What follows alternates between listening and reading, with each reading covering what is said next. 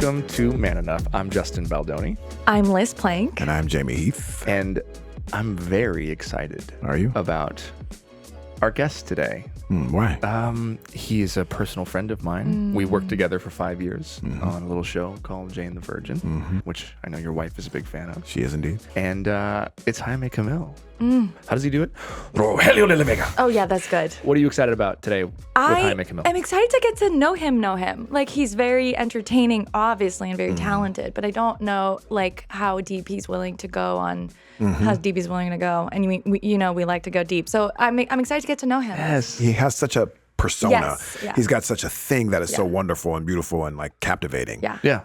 But I want to know, like, beneath that. What's underneath all that beauty? I can't wait. I'm excited. We, Jaime and I personally haven't gone crazy deep, so I'm excited to see what happens. Let's do it. Yeah, here we go. We'll be right back with Jaime Camil. This is Man Enough.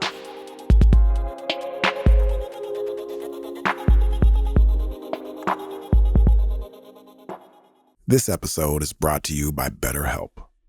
Is something preventing you from achieving your goals? Is there something interfering with your happiness? I know these are weighty questions, but ones that I think are totally normal to ask. And one of the best things I did for myself was take the leap to talk to someone, a professional, to help unpack all those things, because I don't have to answer those questions alone, and neither do you. So check out BetterHelp.com/manenough. BetterHelp will assess your needs and match you with your own licensed professional therapist who specialize in things like depression, stress, anxiety, relationships, grief, self-esteem, LGBT matters, and so much more.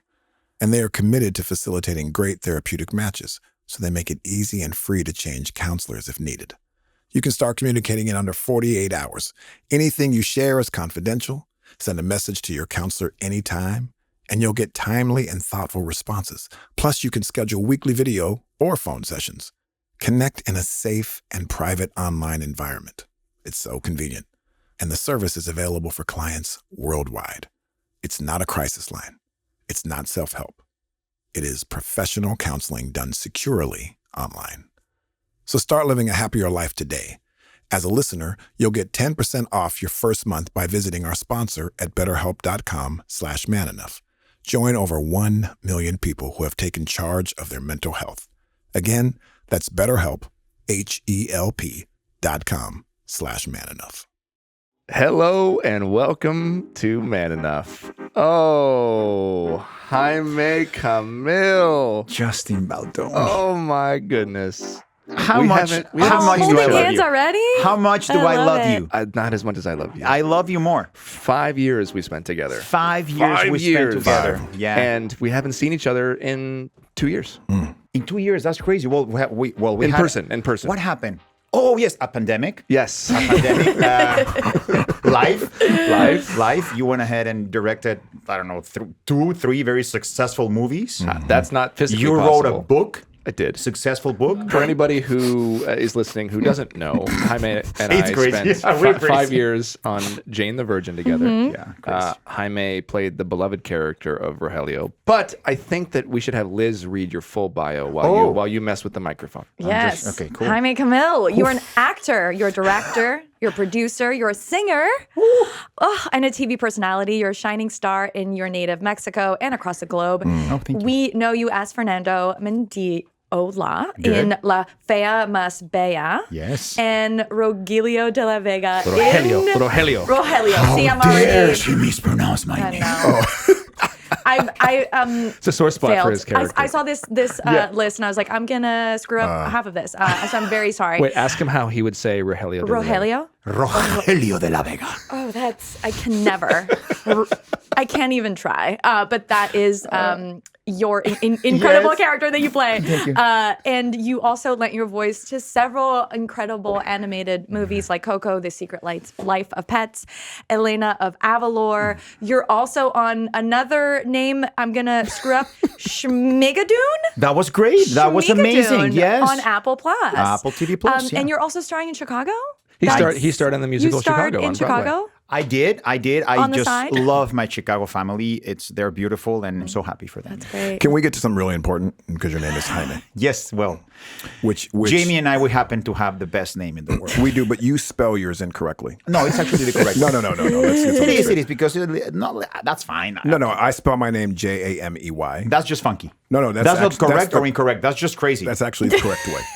All right. But see, I was called Jaime growing up as well because I lived in a town called San Fernando, which is in the valley, but the actual town San Fernando, which is like at that time we referred to it as Little Mexico because 90% is Mexican. So that was like my upbringing. Well, so I was called Jaime, and I was told that my spelling is the correct way. No, they're well, clearly no. Well, first of all, let's just back. It used to be Mexico historically, right? So so you're good. And no, it's actually Jaime. That's the right spelling. I have to say that the people you were living, maybe not. I don't know. They didn't finish primary school, perhaps, but no, it's Jaime. All right. I feel like there was some patriarchal competition here going on. I don't know if we need to address this. That's why we're here. That's why we're here. Exactly why we're here. So, Jaime, and thanks for being here. Before I ask you this first question, Yes.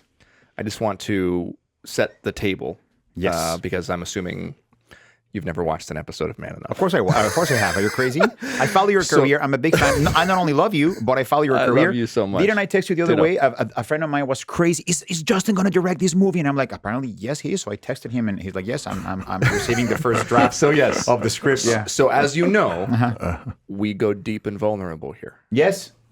So I just want to prepare you. As we did on Jane every single day. Exactly. So you ready for the first question? 100%. Yes. When was the last time you didn't feel enough?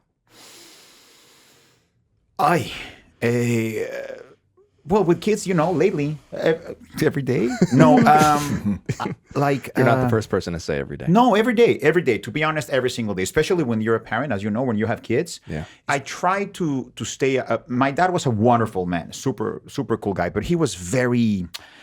He had this old school Latino kind of way of raising kids. Right? What is that like? What does that do you mean? Well, getting beat up every once of them. Really? Oh yeah, heavy. Yeah. So of course you try to stay. You either replicate those behaviors or stay super away from them, right? Yeah. So of course, thank God, I stay super away from them. And so every time you think that you did a bad decision, not physically, of course, not aggressively, but in a way that like I don't know, let's say. You can't have this store right now because you have to earn, it's we need 3 hours. You need to earn things because you also want to teach them the value of many, many things, the value of life, the value of being the right human. Yeah. And then you're always second guessing if you do the right choice, all the time. It's very healthy. You ever feel like you have your... So as a parent, you're saying, he asked, when's the last time you didn't feel enough? You're saying as a parent. As a parent, you feel that very often you feel not good enough. Am I? Yeah. I think that's also it's a healthy. I mean, it's a tricky feeling, right? Because you also need to be aware of who you are. Not feeling enough doesn't mean that you have to diminish your personality or your value. Your value. In español se dice tu seguridad. It's not security. It's not the right translation. But your value and what you can bring to the table and what you're good at, basically, right? Yeah. But it's very healthy to feel vulnerable because that makes you a better human, I think. Yeah. Right? Because otherwise you would have this always this like shield of you armor. Like, no, I'm armored, and I don't roll that way. Good. Well, this is the right place to be because we don't want any of that. I know exactly. Good. Yeah. And you just, you mentioned like physical abuse. I got slapped quite a bit. Have you ever had that conversation with your parents or with anyone in a more... Yes and no. My dad passed in December. Yeah. And I was really, thank you, man. And I was good. The classic, I was good. But then I watched Onward and I cried for 3 months. I don't know, is that healthy? Onward. No. Yes, it is. Yeah. No, but it's like, I think I made peace with my dad. We talked about things and we talked about his way of bringing up me, not kids, me, because I was like his experiment. I was the first child, firstborn, whatever. Yeah. So it was like and he's from a place in Mexico called Torreon, which is the north of the country. And in the north of the country, they're very macho. Very macho. They don't cry there. We fix our issues, be facing them. Yeah. Yeah, keep going. Oh, yeah, but you might have a mental health. That doesn't exist in Torreón. No, que la chingada. No, not at all. So I believe it was I was like his experiment. Wow. He got better eventually, but he was really bad at the beginning. Yeah. Things, that kids do, as you know, and for some reason, which made me think also how difficult he had it. Yeah. I'm sure that my grandpa was like Satan. he was really mean to my dad, I think. Yeah. Did your dad ever talk to you about it? Never. Did you ever ask him about it? No. Your podcast came to the world a little late in life, Justin Baldoni. Little late. Although I don't know how my dad would have behaved in the podcast. I don't know. But yeah, no. We kind of talked about it, and in a way he acknowledged it, but in his way, right? Yeah. Yeah. You also need to understand how people, when you talk to someone that needs to apologize, not many people are like, yes, I'm aware of this. I apologize, right? So in their own way, you kind of feel and understand that, okay, he apologized. I think he apologized. Yeah. I think he apologized. That was an apology, right? Yeah. And the reason he couldn't hold space for your pain is because he probably didn't hold space for his pain. 100%. I think so. That I talked to my brother about that. We came to that conclusion that we think that my dad was really, really abused when he was a kid. Yeah. You're listening to the Man Enough podcast. We'll be right back. This episode is brought to you by Factor. Hey, everyone. It's a new year, and I am back in action. Mindful, breatheful action. But still, just like you, I've got so many things to do. I mean, there's just so much to get done, and I don't want to spend my time in line at the grocery store or hunched over the stove when I could be with my family playing games and making them laugh. All the good stuff. And now that I leave my meals to Factor, I get to spend more time doing those things I want to do. No more meal planning for me. Factor makes it easy for me to eat clean 24/7 with fresh, never frozen, prepared meals that are so delicious you wouldn't believe they're actually good for you.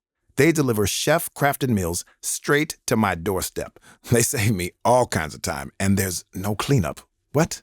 No cleanup? That means no dishes. Now, each Factor meal arrives pre-prepared, and it's ready to eat in 2 minutes. That's even faster than ordering in. They have registered dietitians and expert chefs who work hand in hand to create meals with nutritious ingredients, something we could all benefit from. And with more than 27 meal options each week, I'm never bored. They offer vegan and veggie meals, cold-pressed juices, smoothies, energy bites, plant-based bars, extra protein, veggie sides, and more to keep me fueled and focused all day long. Head to go.factor75.com/plans and use code MANENOUGH120 to get $120 off over your first 5 weeks of meals. That's code MANENOUGH120 at go.factor75.com/plans for $120 off. All right. Welcome back to the Man Enough podcast. What I love about you is you, first of all, Our name? our name, that is number one. Yeah. You're also this really good looking guy. Oh, thank you, man. This is always my case. So, we got Justin here, and we got you, and we got Liz, and then I'm always over here on the corner like, look at these people. Oh, stop. So Yeah. you just Can wake you- up. yeah. You just wake up looking Stop like it. this. But what you know? Unlike Beyonce, we don't wake up looking like this. Rogelio. But let me ask you something. Because my experience, I hear this when you talk about the Latin culture and how men are. Yeah. My experience growing up, as my first 10 years, as I said, was literally infused with Mexican culture. Like the connection of family, the value of family. Yeah. I saw men show up for their kids, always there. Other men in other families were not there, but always Mexican men were there. Yeah. Well, I think you're mixing two concepts. Okay. I think one concept is, yes, it's a very family-orientated culture. Yeah. Like very in muéganos, we say there's this Mexican candy that is like melted sugar and all the things are like that, right? So it's like muéganos. The Mexican Latino families are very connected and close to each other. That doesn't mean that there's a huge misogyny. Yeah, of course. Perfect. Thank you. Misogyny in the culture, and it is unfortunately a culture where women are looked down and they're not valued, and it's. But that's all cultures. Yeah. The reason why I ask this is because I think there's a myth about Mexican men, about black men, about men of color, that we start believing ourselves as well. I don't think this issue with masculinity is more with the Mexican culture than it is with the white culture. 100%. But we show men out in the world and we display black men as they are a certain type. And that's what everyone then perpetuates and starts saying. I also think this idea of Mexican men. And my whole point of this is like, I didn't see Mexican men any different than I saw white men. 100%. White men were doing the same thing exactly. But what oftentimes happens is that you, because of your name and your accent and your skin color and all this, it's like, oh, he must be this guy. And and if you turn on your television and TV, that's what you also see. What you see. You see white men doing all kinds of different things and being all kinds of different people. And you see, and you've spoken about this, right? The sort of only two options if you're a Latino character on television or film. Exactly. So I just wanted to dispel but that. I agree. Yeah, I agree with you, Jamie, 100%. You're right. I think that maybe one of the differences is that from what I've seen, like white American men, they don't show love to their kids. I have seen that. Like they don't kiss them, they don't hug them as we Latinos do with our kids. Or each other. Or each other, exactly. Yeah. I was... I don't know. I was in Lake Tahoe or something, and I was helping my daughter ski, and there was this white guy showing his kid how to parallel climb up the mountain for him, and the kid was tired. Like the kid was tired. He started. He was probably 12. I mean, it's impossible with a helmet and the goggles or something, but maybe because of the size, I would say 12, 13 years old. And the guy was like, and the kid was crying, was really feeling bad. And I think he was tired or he was fed up with this nonsense. And the dad went like, man up, be a man. Are you a sissy? What are you, a girl? Suck it up. This is... In public? Gosh. Public? Me? I was 6 feet away from the guy. I'm like, dude, I'm so sorry, man. I don't mean to Did you say something? Yeah, of course. Yes, tell me. I'm sorry. I don't mean to tell you how to parent or anything, but could you? I'm with my daughter here. This is not the best example. I don't know. It's just what did he say? He kind of like went quiet and like told the kid to like, okay, come here, follow me. So let's get farther away so I can scream at you. So I can abuse you with more comfortably or something. I don't know. Oh God. Yeah, it was really bad. So yeah, wow. I get what you're saying. Yeah. Yeah. What are some ways that you actively choose to be different? Yeah. Then, so first, I want to dispel that Mexican men are not any worse than any other men.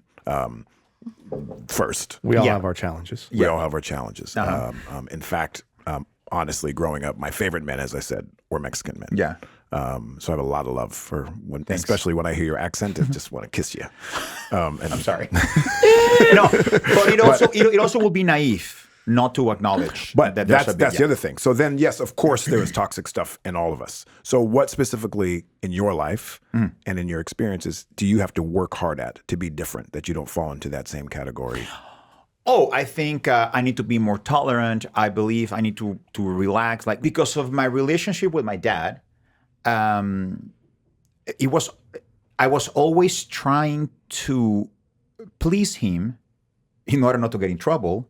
But in a very sick kind of way, right? Like because I got in trouble for not knowing what I did wrong.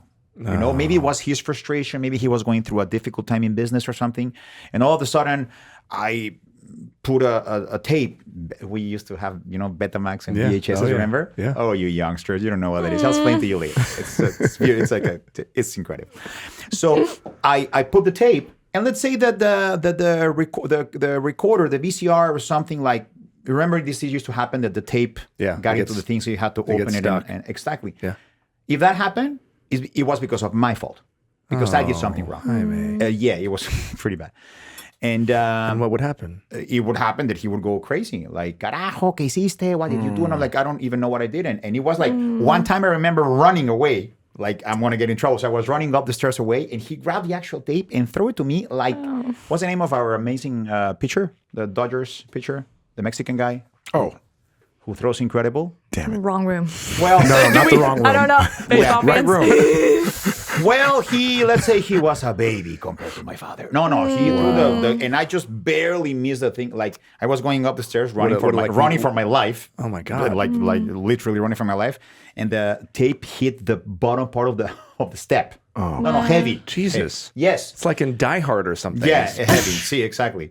So of course, I get to understand this a little more. I developed that kind of thing that if things are not well, if things are not well taken care of, if no one cleans after the dog or whatever,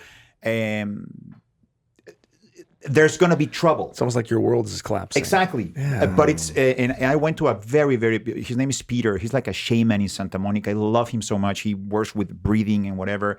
And he was like, dude, don't worry if things are not clean or picked up or whatever, nothing's going to happen. No one's going to die, especially you. Like you won't die. Wow. And that made me realize a lot of things. Have you ever talked about this publicly? No, I think it's the first time. Wow. Yeah. Because just knowing you and being so close to you for so long, Yeah.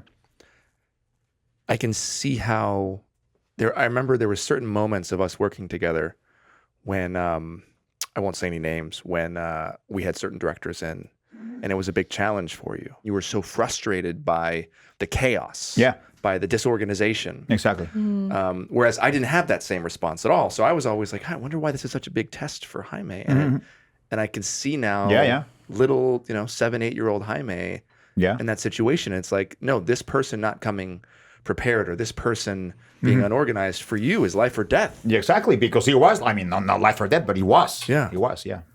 Wow. We don't ever, it's so interesting. Like, I just wish that we as humans would take that extra little bit of space sometimes to wonder, like, well, why? Yeah. Because we can so often write people off, or like if somebody's having a bad day or a reaction, but you don't always go into like what was the story behind that? Right. And now I have so much extra compassion for you. Thank you. But it makes sense. I mean, you had that's a traumatic childhood, brother. Yes, 100%. Now, what you said, it's super important. What you said about and it's pretty much putting ourselves in other people's shoes, basically, which is when we get cut off in the street, when somebody flips a finger or when somebody is, whatever, our immediate reaction, and I think the world will be a much better place because the immediate reaction is like, I want to get even. Like road rage, right? Yeah. What's it wrong? Eye for an eye. What's wrong with this? And you go and if you take a millisecond to think maybe a family passed. Yeah. Maybe a family member passed. Maybe he lost his job or her job. I'm not saying there are not assholes out there. There are, right? But the majority of assholes have like a story behind that assholeness, I think, right? Right. And maybe others not. But the majority, let's say that the majority of people. I agree. Yeah, Have you gone to therapy about this? No, actually, no. And I think I'm going to go. Yes. Because just me like, yeah. We all, like, well, listen, now. we're all, the three of us are huge proponents of therapy. Yes, me too. I want to go. Now, I have a little problem that I have with therapy is this. You have to find the right therapist for you. Yes, because then you have these therapists that are like, okay, we're going to see each other and I will tell you how we're doing in 3 years. Like, what? No, I don't have 3 years. I'm sorry. I know. I'm sorry. I understand. This is a process, but can we let's say, commit to 10 sessions and see where we're at the 10th session? Maybe we need 10 more. Maybe we need 3 years more. Maybe we're done. I mean, I don't know. I've never had a therapist say that to me, but I have heard of people having terrible experiences with therapy. I know when I've looked for therapists, I've gone to a few. You do like an introductory session. What is your therapy about? How can you be a more lovely human being? Is that your problem? Well, I mean, why do you go for therapy? That's a great question, Jay. That's a great question. You are amazing. You are lovely. What is like? Hi, how are you? So, this is a really important conversation. I think that this is a myth. I think we have to deconstruct. No, you don't have to. I'm here. No, listen. Look, please. My book was 300 pages of me pouring my guts out of therapy. Okay, cool. But this idea, right? Like, what do you have to go to therapy about? Like, even your question, which is a joke, is also something that we think about. Like, oh, this person's put together. They're emotional. They're vulnerable. They're in touch with their emotions. What do they need therapy for? And all of us, I believe all of us have had traumatic experiences that have happened to us that we have to look at and reconstruct for ourselves. Yeah. And for me, It's a combination of a lot of things. I mean, my parents were amazing, but they also fucked up a lot. Yeah, of course. I have a lot of trauma from my childhood. Yeah. I have an issue with the relationship between my head and my heart. As an example, I believe all of us young boys, doesn't matter what culture we grew up in, were encouraged to not feel. Yeah, 100%. You're not allowed to feel. For me, that was life or death. Yeah. And it wasn't even if it wasn't from my parents, it was from other boys. It was from other men. Yeah. This idea that we have to be a certain way in order to be accepted, to be man enough, to be liked. And my entire life, had no idea what I was actually feeling. And if I was feeling very emotional, if I was feeling sensitive, I stuffed it back in. Yeah. And for me, that manifested in a complete disconnect between my head and my body. I will rationalize my way out of everything. I'm a smart person. So I can tell you how I think I'm feeling. Yeah. Oh, yeah, it probably comes from this, and I went through this, and I had trauma here and this. But if you actually ask me to go into the feeling, it's like a foreign language. I'm paralyzed. And what I'm learning is that I have a lot of anger. I have a lot of rage that I was never allowed to feel. I was never allowed to express because that would make me unlovable. Maybe rage and other feelings. Well, maybe not only rage. But that rage really is just me covering up sadness. And the deeper I go into the rage and the anger, the more I realize that I have so many tears that I never allowed myself to cry. And so for me, sure, I might be on this journey and appear like in touch with my emotions and things, but the deeper I go, the more I realize I have had traumatic experiences, sexual experiences, sexual abuse, if you will, even not from my family, but from girlfriends. I've been through a lot. But we don't talk about it often. Yeah, of course. So I just think that's important, like to kind of demystify and say, hey, just because someone appears to not be broken, or in need of therapy, all of us are. And in fact, I believe therapy should be almost like stretching before a workout. Yeah. Therapy is preventative also, because the more we know ourselves, the better we can be to each other. I don't know if it's Sigmund Freud. I don't know who is it that said something like our childhood is the blueprint of who we are as grown-ups. Yeah, it's just a blueprint. You just go back. It's the building block. It's the building block. Yeah. You're listening to the Man Enough Podcast. We'll be right back. This episode is brought to you by Athletic Greens. Our next partner has a product that I use every day. And when I say every day, I mean every day.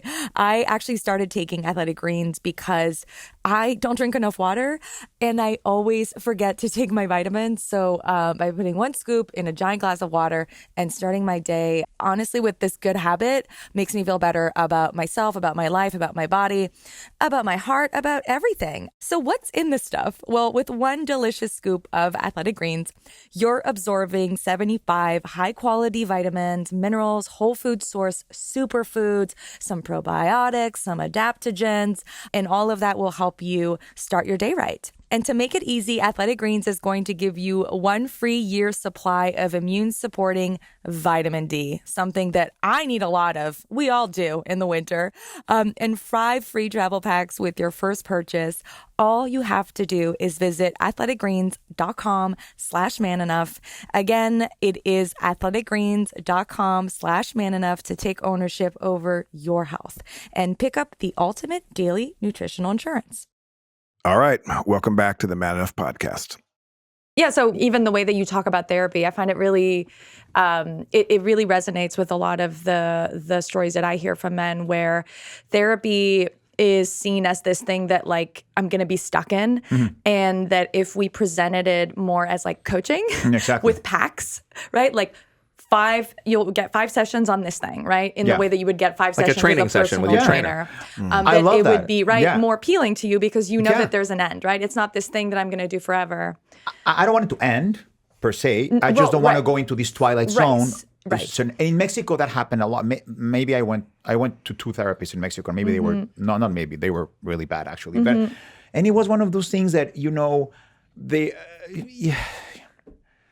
Yeah, well, we'll see. And it's like it was clear to me that this person was trying to milk me from my money, and you can tell. I don't know where we're gonna. You can sniff that out. Yeah.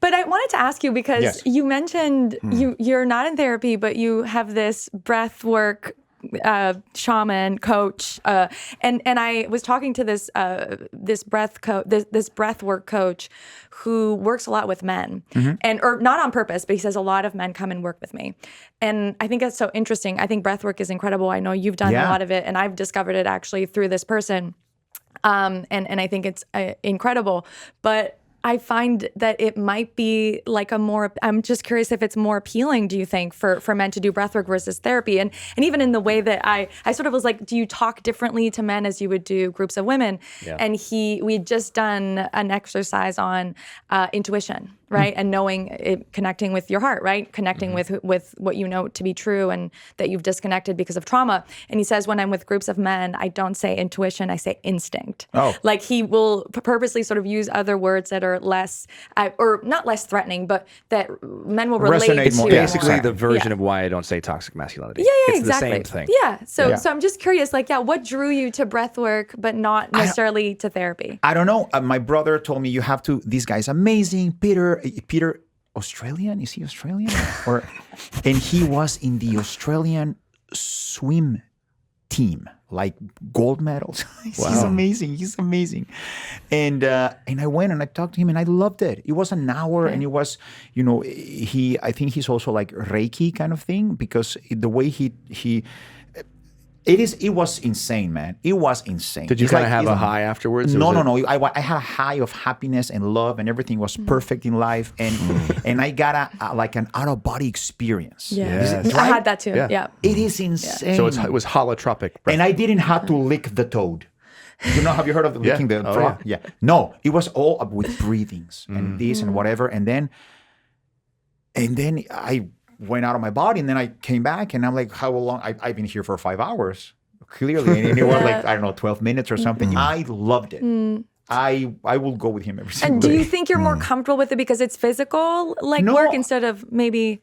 I don't have preconceptions. I don't care if it's a woman or a man. I don't care. I'm open to whoever is talented enough to do that and make you feel amazing. I'm up for that. But you did say something which I think is interesting, that when I think you had asked, are you doing the therapy? And you had said, yeah, I'm for it. I'm actually thinking about going. But I'm concerned about this. I also have an issue with, so one of the first things you led with was some of the stuff that we're afraid of. Why? We don't want it to last for 3 years. We don't want it it's not. So in my life, I messed up a bunch, destroyed a lot of hearts, blah, blah, blah. Needed to admit that I needed some help. I needed to start attending some 12-step programs for my addiction. But I was really against it because of all the reasons, like why it won't work, all the stuff I was afraid of. So I went the first 2 or 3 times, and I was like, this is not for me. I'm out. Because I was looking at it through the lens of all the stuff, why it was bad and what I didn't like about it. Or maybe why you didn't want to do it. All that stuff. Honestly, yeah. So then I took another year, still had some destruction. Then I finally went back with the idea of like, all right, let me not go into it with the idea of why it won't work. Let me go into it and try to identify with one thing that could be helpful. Just one. All right. As soon as I went there with like optimism and with an idea of abundance versus fear, then all of a sudden I was like, oh, I found something. And all those other things now I didn't care about. Yeah, there was a problem here. Yeah, there was something here. I didn't really agree with this or this, but it didn't matter because what I was getting at it was super transformational for me. Transformable? Is that a word? Hey, doesn't matter. Why not? I'm from Mexico. Don't ask me. Yes. Yeah. So I think, anyways, in terms of therapy, we should look at it and shift our thinking a lot for men also. That rather than identifying the things that are wrong with it, maybe finding one thing that could be helpful about that's it. right. And not for you necessarily, but for all of us. No, but you're right. Maybe if you go with I need to fix. I need to address this. I would like to address this feeling, specifically this feeling that I have, and why I think that the world's going to come to an end if I whatever. That's what I'm going to. So maybe if you arrive with that goal, that's right. It's better. Then it's better. You approach it better. So now I'm totally up for it. I had a terrible experience in Mexico with this person that clearly wanted me to stay there as long as she could to charge me money. But I recognize that experience because I went to therapy 15 years ago for the first time, and I had a terrible experience, and it took me 10 years to go back. And I for years I said the same thing. Yeah, I want to go. I'll get to it. And I just kept kind of pushing it away, and that masculine thing was like, yeah, I know I need it, but I'm too busy. I would even say But the do this. terrible experiences are still good experiences. Yeah. Even the bad, because what we're Yeah. taught to do is to not talk about anything that we're feeling. So even if we're in a bad experience, but we are at least processing something. Yeah. We are at least just like, no one's looking, my arm is down, I'm not posturing anymore, because, we're all posturing, even on these cameras right now. We still got our good looks on and our hair and our nice shirts and all this stuff. We're That's always- because Justin told me to arrive camera already. That's good, right. But we're always doing that. But when we're in some sort of thing, even if it's the wrong person, at least we're coming with like, the idea is to like talk about something that we never did with anybody. So even those bad experiences are still, I think, a step for it. I have a question for you aside from this. Yeah. So you say that your wife is just lovely and how much you love her and you know, and you give so much credit. She is. Heidi's the best. So we know that, right? You're a good husband, good father, all these things. Let's say we were having a conversation with her and we said, hey, tell us something that Jaime could do better. If you felt safe to share it. Yeah. What do you think she would say? Oh, we know. We're going through a thing right now. We've been together for many, many years. What is it, 14 now? 15? I don't know. For many years. And we've been having some challenges communicating in certain issues. So I'm like, we should have someone help us work through these challenges we have, these subjects. And so we are working with someone that we adore.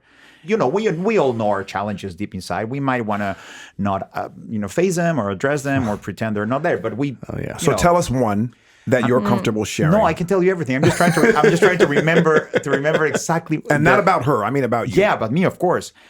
The challenge that I have is that I don't connect with her as strongly or as much as she would like. That sometimes, for example, we're having a conversation and I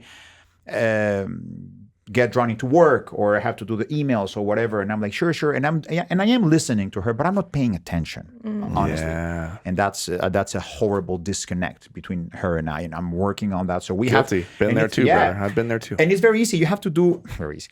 It's you can work out processes. Like, for example, okay, let's work with commitments. What are the commitments? No devices from 9 a.m. to 11 a.m. Yeah. Where we only have conversations. As superficial as they might seem to me or to her or whatever, we're just going to have conversations and we're going to connect. Day, night, once a week. Yeah. Yes or yes. Things like that. And you really have to commit to that list. You really have to commit to that list. And believe it or not, those tools help you reconnect. Yes. And were you always open when she brought those things up, or were you defensive? 100% open, of course. 100% open. That's rare. Yeah, It is. I know. So you wouldn't be defensive It's rare with it. because She'd be like, I've got a problem with this. I need this. You're not present in this way, whatever it is. Never. You would fully show up, or Yeah. you wouldn't be defensive in it. 100%. Never. So defensive. you would admit it. You'd say, yes, I have a problem of with course. this. Of course, 100%. So that means there's a Yeah. part of you that also understands you don't like this part of you too. 100, of course. But I hate it. But it's like but it's an addiction in some ways, right? This connection to work. It's an addiction. It's also repetition. It's also costumbre. I don't know how to say costumbre in English, but it's the everyday kind of thing that it becomes. Accustomed. Yeah, you become accustomed to it. No, Exactly. I've had very similar conversations with Emily, and we've been going to therapy for a long time. And for me, what I learned is my inability at times to put my phone away. Yeah. My inability to stay connected to other things was creating disconnect in my own marriage. And the deeper I went, the more I realized that really that was just another one of my addictions manifesting. I've had this feeling that I can be addicted to anything. I grew up and I had an addiction to porn. I was introduced to porn at 10 years old, formed these neural pathways in my brain, and it caused me to see the world very differently. And I would run to it when I was experiencing trauma in my life. But then that goes away for a little while and another one pops up. And for me, it feels like whack-a-mole sometimes, where it's like, oh, well, social media. That can become an addiction. It's the same dopamine hit. Work, that can become an addiction. Staying connected to email. Work addiction is a huge thing that we never talk about with men. Never. But it is. And where does it come from? It comes from this fear. And every man I think has a different fear. But my need to be connected to something else other than the person who's right in front of me comes from a part of me that is running from something, a part of me that is running from feelings that might be just too big to hold. And really the only way I've been able to get into those feelings and to start to heal that is in therapy. When I go back to the kid, to the needs that weren't met, to whatever experiences I had that made me kind of have this trauma response that really is my career, right? Because my urge for success, my drive is really just a trauma response to be loved and to be valued. So that phone, that little thing, that little connection really is my desire to be loved that's not being met. And the irony is that at times it can create a disconnection with the one person who loves me more than anything. Yes. You know, now that you said that, you know what happened to me? My dad went crazy when he met a celebrity. Crazy excited. Like he was very generous. He had a lot of money. So it was like he met all of these great, like Kevin Costner and Oprah Winfrey and Quincy Jones and all of these like great celebrities that he opened his heart and his generosity and everything to them. Complete strangers. So maybe I think that part of the drive... Not maybe. The what? You're right. Not maybe. It's not maybe. Maybe. Yeah. Okay. So the reason, not maybe, the reason I'm so good at what I do. No, the reason that I went into this business was maybe to seek for his validation. 100%. Like, baby. oh, really? Oh, you go crazy with these people that are completely, ¿cómo se llama? Strangers to you? Completely strangers. You don't, and then all of a sudden you're like, use my plane, stay in my house. What do you want? It's like, what? How about like, what just happened? You have a family here. Jaime, what just happened is in therapy what we call a breakthrough. No, seriously. Yeah. It's a massive, massive thing. Yeah. Because when I realized that for me, it made me look at everything differently. Yeah. It's like the Matrix. Yeah. Because you know, then you start to look like, let me ask you. Then they start to thank him. Then you start to thank him a little bit. I'm like, okay, he was really fucked up in many aspects. But without him knowing, he gave me this drive for me to pursue my dreams and my career. And now you can be in control of that drive, right? And that's the thing. Without the awareness of the therapy, there's never enough. You'll never be satiated. There's no amount of fame or money or press or social media followers that will ever fill you, because what you're trying to have filled is your love for your father, from your father. So now that you can start to go in there, you'll be like, wait a second, do I need that? Exactly. What is enough? Yeah. Did your father treat you differently when you became famous in Mexico? Yeah.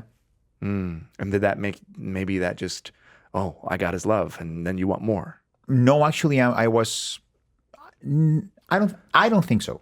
Yeah. I think I was good. I think it got to a point where he was larger than life. Like he was, in Mexico, he was like Mr. Camil, no? Like he was very, very influential and a very successful businessman and very, very rich. And it was like crazy.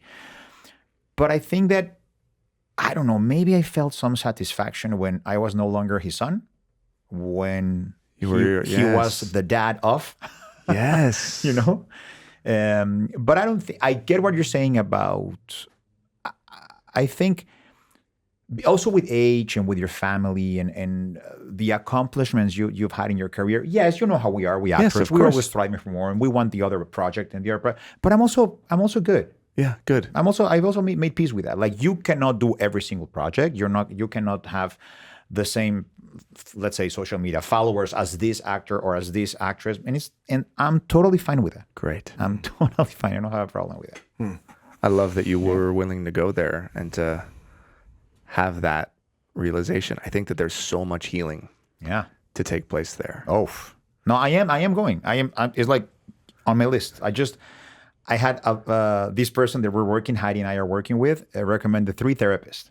Oh, nice. So I have to call and like vibe them.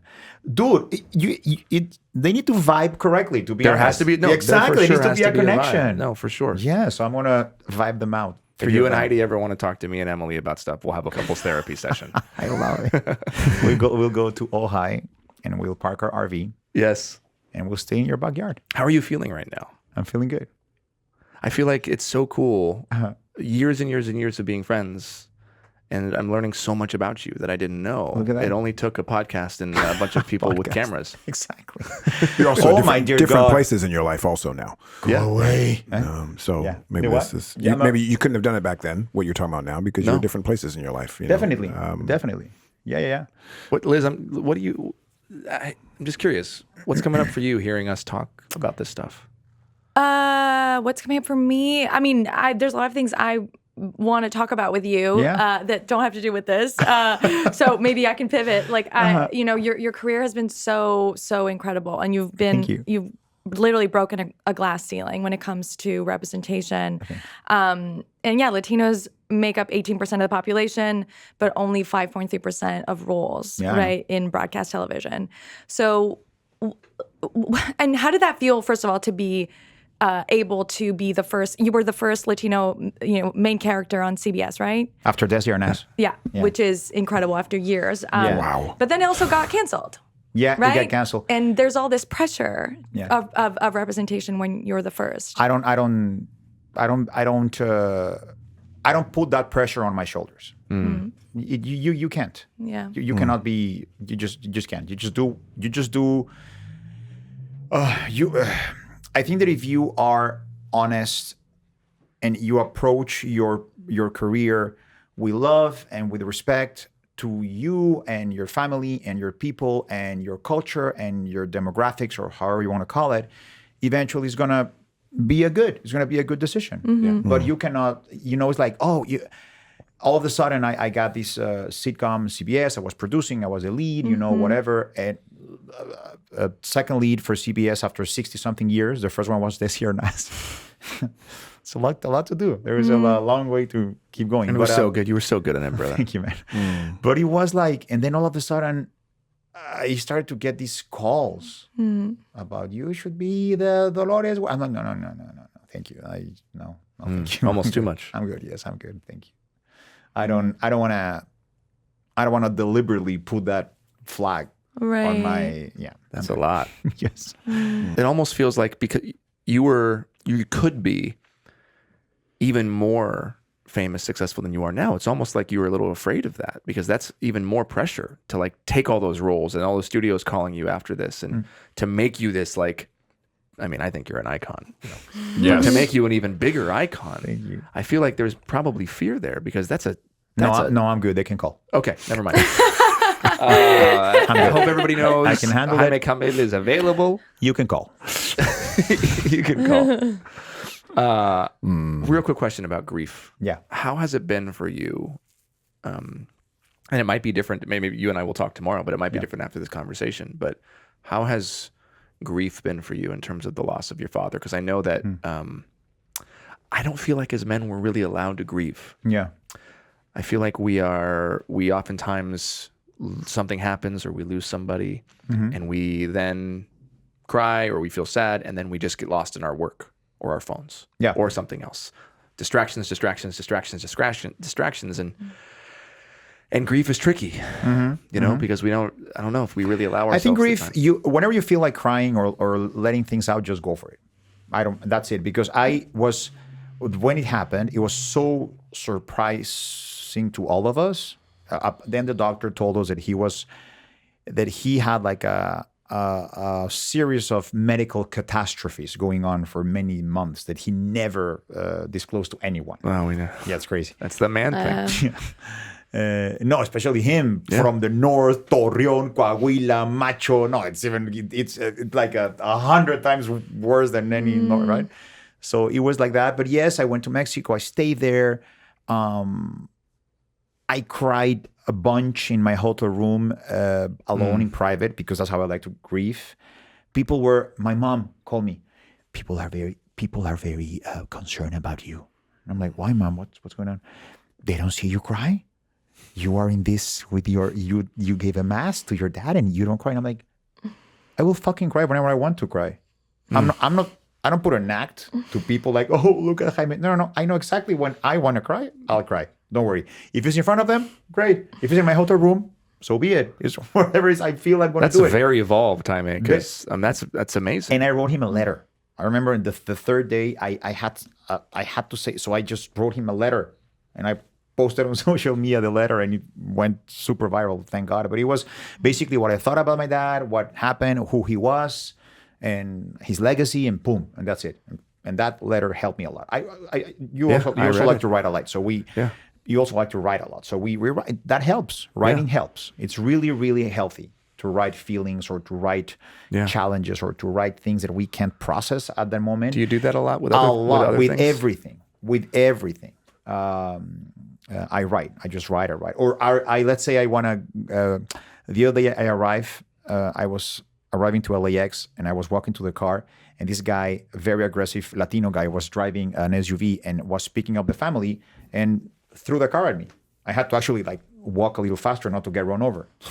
I'm like, dude, are you okay? And he came out ready to kill. Wow. The fuck? And of course, I stand my ground. I'm Mexican. This doesn't scare me. I see this every single day in Mexico. I'm 6'2", he's 4'5". I'm like, what is... I'm looking at him like, what are you going to do? Like, what is this? Yeah. You know, the classic Napoleon kind of thing. Like, and I'm like, dude, you almost ran me over. Like, apologize. Like, be a good human and fucking apologize, no? No, it's he was, I'm like, and then the other guy, another 4 foot, maybe 7 guy, come next to me. And, well, I wasn't like this. I was actually like this. And had like a little, like you know, the classic tear tattoo. I believe that means like they killed someone or whatever. The tear tattoo and looking at me, but saying nothing, just looking at me. I'm like, the fuck, what? Like, am I supposed to like run now? I really don't understand what you guys are doing right now. You almost ran me over. You look at me, you're not saying anything, you are not only not very good looking, but kind of awkward looking. Like, what the fuck? I didn't know what was going on, and I got really mad. So I really wanted to write a tweet like, these motherfuckers that I saw at LAX, what the hell is wrong with them? Why are they so aggressive? They almost ran me over. They should have apologized. So I wrote a hate tweet. And then the next day I was fine. Did you tweet it or did you leave it in your draft? No, you never tweet, ever. You just read it. I would love to see your draft folder. I want to see your draft. Based on that story. I thought this was going to a place where he was so just good. staring at you, and then he said, Rogelio from Jane the Virgin. No, I was masked and cap and everything. I was about to go like, do you know who I am? But I decided, I'm like, I'm like, dudes, you guys, you just went away. And then my driver who's like a Brazilian, like 7 foot, were like, I'm like, no, easy, that's fine. I just went to the car. I'm like, that's fine, man. Please, I hope you have a stand-up special in the works. That's really funny. Yeah, you got some good ones. I know we're getting close to ending here on time, but I want to say something. You are an amazing father. Oh, thank you, man. And you are so not your father. Yeah. And one of the things I know from experience, I remember, we'd be on set, and after a while, you're like, oh, God, I just want to be home. I love my job. I'm so grateful for my job. But like, God, my kids are growing up. And we both had kids during the show. Yeah. And we both missed a lot of time with Maya's the same age as Selena, a little younger. Maya's 6. A bit, yeah. Yeah. So remember I surprised everybody with that pregnancy announcement in season 1? Yes. Yes. So Maya's 6, and then Maxwell came season 3, I think. I love it. But one of the things I always loved about you was how much you loved bath time. Oh yeah. And putting the kids down. It was like, oh, I got to get home. I want to be there for bath time. Yeah. And that was really, really sweet. And also helpful for me as a new father to see kind of how you interacted with your kids. So I just was curious, how is fatherhood going, and what are you learning right now? Lovely, man. I love it. It's incredible. What are some of the challenges? What are you learning? What do you love? It's just everything is beautiful. The challenges are beautiful. The nice moments are beautiful. Everything's amazing. It's so cool. Teaching them seeing how their mind gets blown when you try to teach them about consequences. It's incredible, right? It's like, no, amor, es que there's like, right now, Jaime is in love with Godzilla. So, okay, I'm like, okay, I'll get you a Godzilla, but you're not going to get it. You need to understand the value of things, and you need to earn things.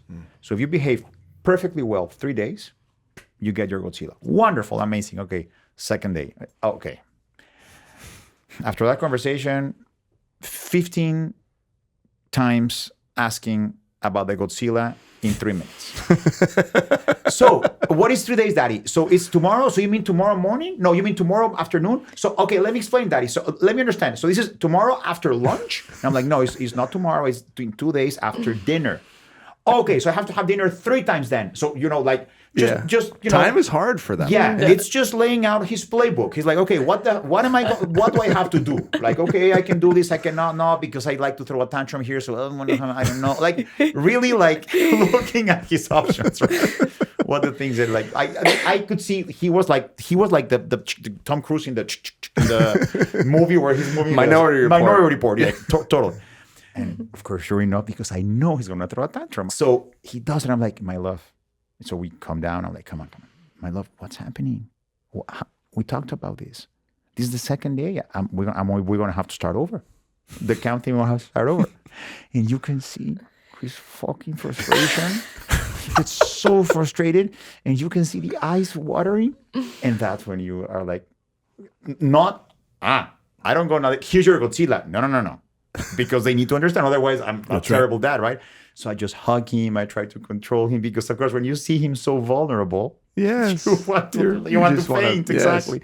Like, here you have 150 Godzillas. Burn them if you want.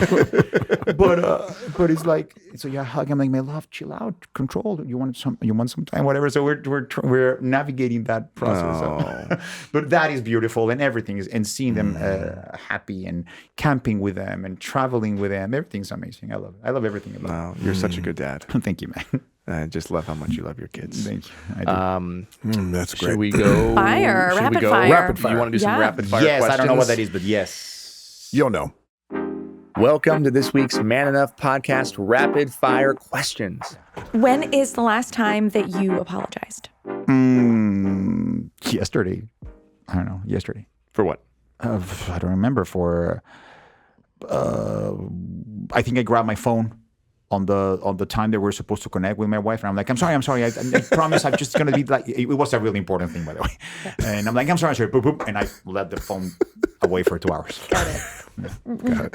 Oh, because we have also concessions. It's like it's something like if I'm closing a deal Right. and I have to close that deal between 9 or 9:30 a.m. We let the people know, we let the person know, and then I just love that both you as daddy and son are both learning about consequences in time. That's God bless your wife. Wait, by 11 by teaching my son, I'm by teaching 9 to 11, myself. does that mean after lunch? After Exactly. Before? I have a question that just popped into my head. Sorry, it's off script. Please go. Yeah. When's the last time you were selflessly of service to another person? Besides your wife and your children, those that you're supposed to. Just somebody else. About 2 weeks ago, that I was dropping my kids in school, and this poor Latino kid had like a truck that was like ran out of gas. So he was there. So I took my kids up, and then I came down, and the poor guy was there, and no one was helping him. And I'm like, dude, a ver, ¿qué pasó, mano? What happened? No, me quedé sin gasolina, no gas. Okay. So I'm stopping the traffic, and I'm okay. Just back up a little bit. You have to be even for the gas tank to fill, because he had a gas tank. This happens a lot to this person because he has like a gas little thing inside of the van. I'm like, okay, just put gas. Okay, turn on. Now go. Now follow me, because this hill goes to the school. So you're gonna run out of gas again. But if you're not dropping kids off, you have to go to the middle of the lane. But I'll run in front of you. And I will move the cars, just drive behind me, just don't run me over like the stupid motherfucker from LAX. Just come with me and we'll run. So I ran up the hill and he was behind me and I helped him. Good. Yes. Jaime Camil, everybody. Yes. Good job. Yes. Good job. When was the last time you cried? I'm doing this beautiful biopic in Mexico for Caracol Netflix. I'm gonna portray Vicente Fernandez, who's like a god in Mexico, and reading the script, understanding the challenges he went through, and understanding, and I connected a lot with my father as well in some situations of the script. And I'm a good friend of his son, of Alejandro Fernandez. So by knowing the story of the dad, I understood so much more about Alejandro. Yes. And I don't know, just some parts of many parts of the script It might be very healing for you to do this movie. Yes. In some ways, you kind of get to play your father sometimes. Yeah, a little bit. Yeah. Yeah. You have a time machine. I have a time machine. You have a time machine, and you get to go back to little Jaime, who was running up the stairs. Puta madre. When When he gets up the stairs after he misses the VHS that was thrown at him by your dad, what do you say to little Jaime? What do you want to tell good him? for you. You're alive, little Jaime. Good for you. You made it. First thing. First thing. Good. But what do you want to tell him for his life? I think everybody will say the same. Like, dude, everything will be all right. Like, everything will be all right. All these challenges, you eventually will learn to face them, deal with them, talk about them, process them, and eventually everything will be all right.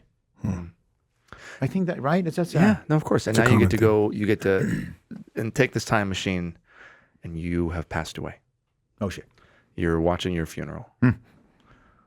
What do you hope is said about you? That's a good one. I really hope that everybody that remembers me will go like, dude, that guy either made me laugh or he was a decent human. Like, you can say whatever you want about him. You can say whatever you want about him, but his moral and ethical compass was so well calibrated. So well calibrated. Like you might like him, you might not like him, but he was honest, he was sincere. You get what you see. Like, yeah. And I he helped people when he can. He made us laugh. What I love about your response is not you didn't mention any of the accolades, any of your acting career, who cares? your money, or all that stuff. And what I'll tell you just real quick as we wrap up. So honestly, I love Justin, friend for a long time, family. Yeah. You were my favorite on Jane the Virgin, not Justin. Oh my God, it's gonna end so well. I'm sorry. No, but No, it's okay because I was his wife's favorite. He was. Indeed. All right. Indeed. But what's interesting, as much as I loved you on the show and all what you've done, I didn't really care about you. You know, I mean, I didn't know anything more about you than other than what you just put out there. Yeah. But when you do things like this, and you talk about your humanity and who you are, you talked about your father, and that others, I imagine, who are fans of yours, I think that I'm sure you've impacted many lives in your work and what you've done. But I think that you really change lives of people who love you and care about you when they hear you be vulnerable and talk about your humanity. So I appreciate you doing that, and I'm sure you're doing that on other platforms as well. So thanks for doing it with us. Not really. Well, do more of it because that's really what changes hearts. And inspires people. So thanks for doing it with us, brother. Thank you for having me. What are you afraid of? What am I afraid of? The safety for my kids. Oh, yeah. What? Right? Oof, that hit home, right? Yes. Oh, God. I feel like I got to shake that out. Yes, you have to. I think we have an audience We question. do. We have an audience question. This one comes from Mary Kate Becker. When's the last time that you leaned into a role of nurturing? Oh, I'm nurturing every single day for my family, my kids. I try to, that's, Final question. What does it mean for you to be man enough? To be man enough. It's so many things. It's to be vulnerable, to understand that masculinity is not as they taught us it is. It's all in your book. Honestly, everything's in your book. But yeah, just be vulnerable. Understand the role that society or history has taught men that they're supposed to be is not accurate. It's actually very incorrect. It's actually very, very incorrect. So to be in touch with your feelings, to understand it's okay to feel. It's so many things. It's so difficult. That's a very difficult question. I think you said shit! It's about God. This is what this is about. Oh, this is what it's about. This is the question that I did. This is the one that I have to answer accurately. But you answered it perfectly. Yeah. You did. Cool. Oh, well, Jaime, brother. Awesome, man. I love you. Me too, man. As a brother and as a friend. Thank you you, are brother. absolutely man enough. I love Tú you, es brother. todo. Thank you. Tú es increíble. Gracias, Tocayo. You know what Sí. Tocayo means? Te callo, ¿qué es? Tocayo. We have the same name. So if my name was Justin, we would be Tocayos. Oh, bueno. Oh, like name brothers. Exacto, name Tocayo. brothers. Tocayos. Gracias, Tocayo. Gracias, Justin. Gracias, Liz. Thank you for having me. Thank you so much for being here. Please come back and hang out with us, and we will be right back. This is like my therapy. I'm going to be here every single day. Man. Please cancel the next guests, whoever. This is Man Enough. We'll be right back.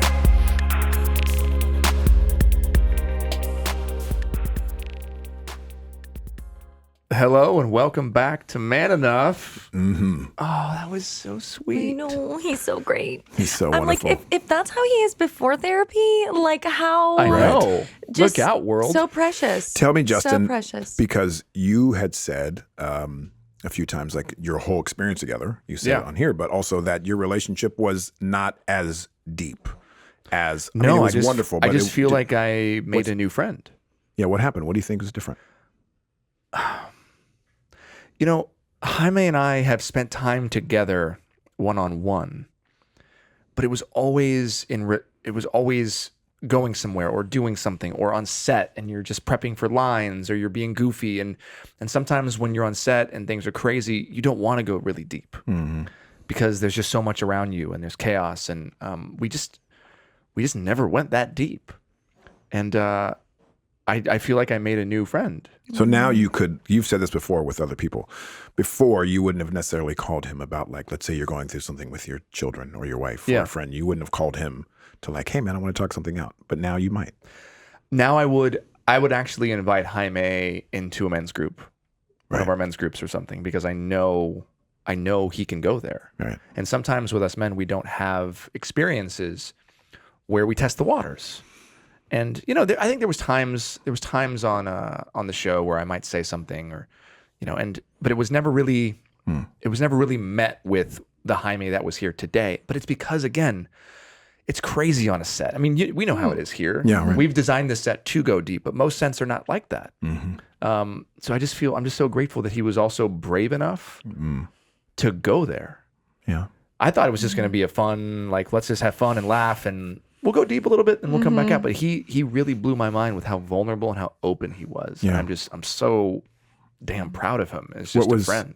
What was your favorite part about, or one of your moments that you loved about it, Liz? I loved his story about LAX. Like, I loved, like, I obviously appreciate the depth of what he went into, but I also appreciate his ability to talk about, like, because he doesn't even, right, like, he even was like misogyny, right? Like, he described misogyny perfectly and better than I think many of us and our guests, but like the term, but doesn't even really know what the term means, but he knows what it means. And so even his description of like that interaction with those men where they're just kind of like staring at each other and like no one's talking, and I just love that. I thought it was such a funny, I was like, more of that, right? Of talking about masculinity in those ways without like having to make it, you know, all about trauma and like hurt. But that's one of the great things about someone like Jaime, is what he just did is he made masculinity and the topic, even of trauma, approachable and funny. And like comedy is so important for us men. If there's comedy, we're so much more likely to go deep. We're so much more likely to broach these difficult subjects. That's why, you know, look, if you look at comedians and stand-up comedians, they're just a bunch of people talking about their trauma. And we have permission to laugh. Yeah. Right? Yeah. Men love going to comedies. And so what he just did was he went deep and then he was funny. And he went deep and then he was funny. And I just think that's so, I can't wait for people to hear this episode. Me too. I loved hearing about just his culture and how he felt about it. You know, I had mentioned that so many men in my life growing up that I witnessed were Mexican men. And my uncle, one of my uncles is Mexican, married to my aunt, my blood aunt. And I grew up with him, and he was I don't want to say better than all the other uncles. They were wonderful, but he had something really special. And what he demonstrated every day, for instance, as long as I can remember, he would get up early, he'd make coffee, he'd take the coffee cup up to my aunt, and every morning of their marriage, she'd wake up to the cup of coffee, like right there.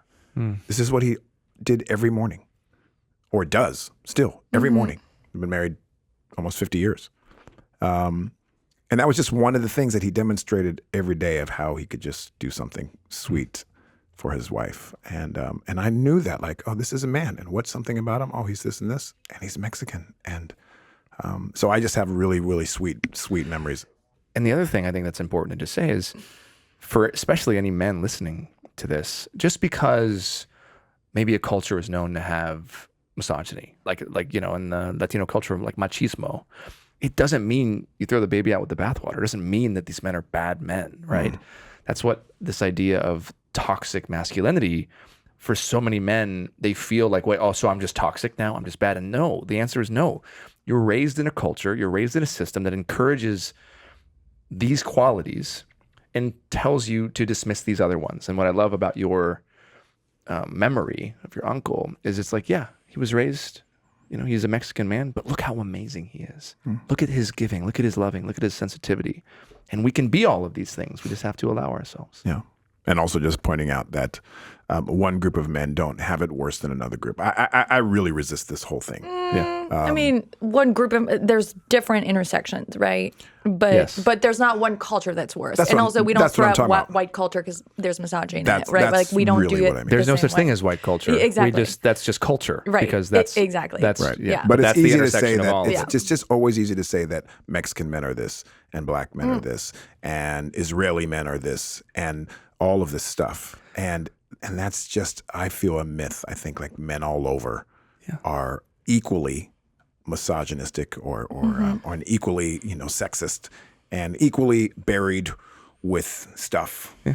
It just manifests differently. That's how it's just the patriarchy manifests differently We're all in every raised culture. in culture. Yeah.